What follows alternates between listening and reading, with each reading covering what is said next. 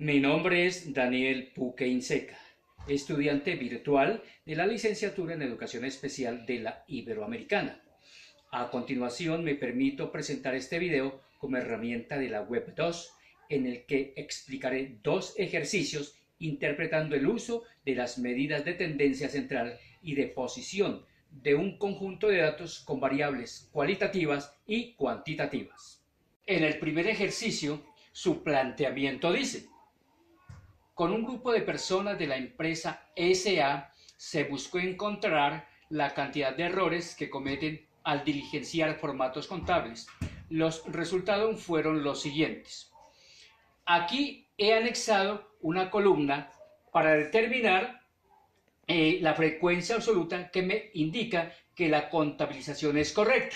Como podemos observar, aquí me da 43 y en la frecuencia acumulada tengo 43. Respecto al primer ítem, su pregunta es: A. ¿Cuál es la población muestra y variable? Debo decir que la muestra poblacional es 43 errores cometidos y que la variable que se estudia es una variable cuantitativa de los errores en los formatos contables. Luego, el ítem B me plantea: ¿qué medidas de tendencia central tienen sentido calcular en este caso? Justifique.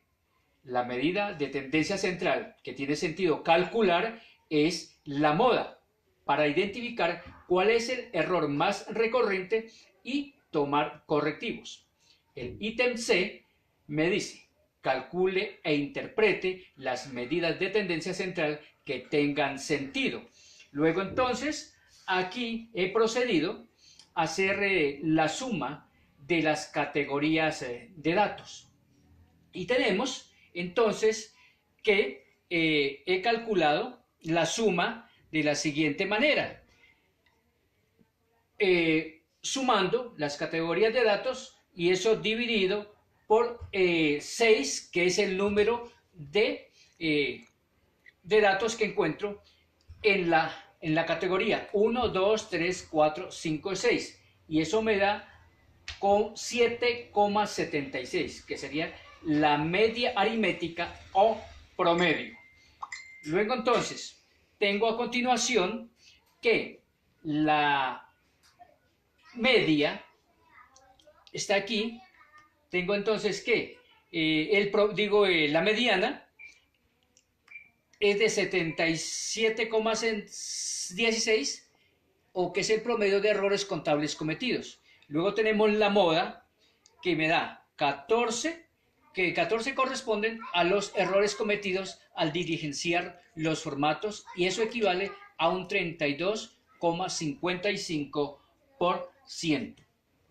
El ítem D me pregunta: ¿se puede calcular alguna medida de posición? ¿Por qué? Aquí mi respuesta es que no se puede calcular alguna medida o ninguna medida de posición. Ejercicio número 2. Aquí el planteamiento dice lo siguiente: se toma una muestra de pacientes que asisten a terapia psicológica y se les mide su talla en centímetros para determinar si el no uso del tratamiento ha repercutido con su medida, obteniéndose lo siguiente. El cuadro que vemos aquí, entonces vemos que las respuestas que podemos dar a los interrogantes son los siguientes. Ítem A: ¿cuál es la población muestra y variable? ¿Qué tipo de variables se estudia?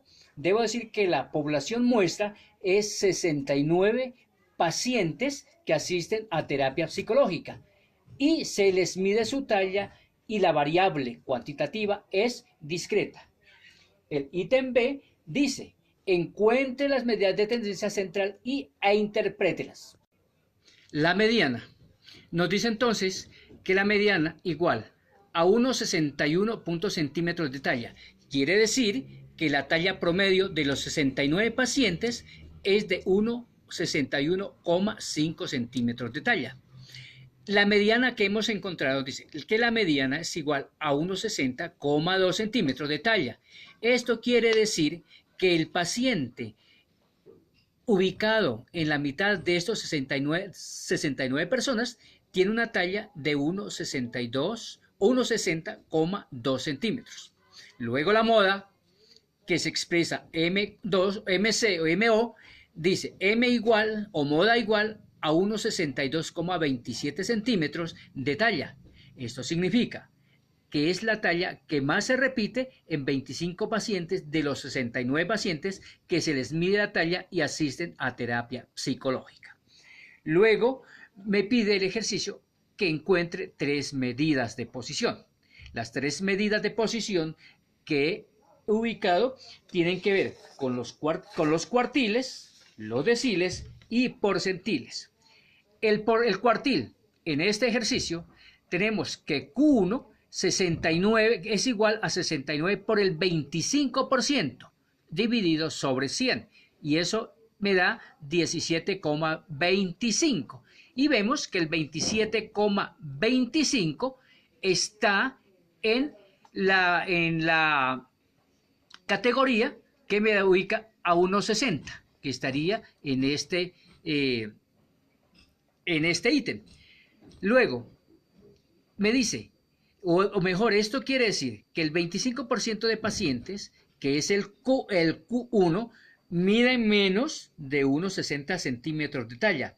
Esto es el promedio. Luego el decil, el Q2, es igual a 69 por el 50% dividido entre 100. Eso es igual a 34,5 centímetros. Ese es el decil. Luego el cuartil, que lo veremos más adelante, se plantea de la siguiente manera. Estamos diciendo entonces que el decil Q2 me da como resultado 3,45, y ese no lo encontramos si nos ubicamos en la frecuencia acumulada absoluta en 59 y nos ubicamos en el límite inferior, que es 1,60. Entonces decimos entonces que Q2 es igual a 1,60 en el decil. ¿Qué significa? Que la mitad de pacientes miden menos de 1,60 centímetros y la otra mitad mide más de 1,60 centímetros de talla. Esto es la mediana que encontramos en este ejercicio. Pasamos luego al porcentil. El porcentil Q3 lo realizo de la siguiente manera. La frecuencia acumulada, 69 por 75%, dividido entre 100, me da 51,75. Y ese 0,75 lo ubico en la frecuencia absoluta acumulada 67 en el límite inferior 1,70. Es decir, que el porcentil Q3 es igual a 1,70. Nos indica entonces que el 75% de pacientes mide menos de unos 70 centímetros de talla y el otro 25% mide más de unos 70 centímetros. Luego me pide que escriba 3 conclusiones usando los ítems B y C. Debo decir entonces que una de las primeras conclusiones es que de los 69 pacientes, 25 de ellos arrojan datos muy próximos entre la media, la mediana y la moda. Una segunda conclusión de esto o de este segundo ejercicio es que 25 pacientes no usan con frecuencia el tratamiento, por lo que su talla se mantiene en ese promedio.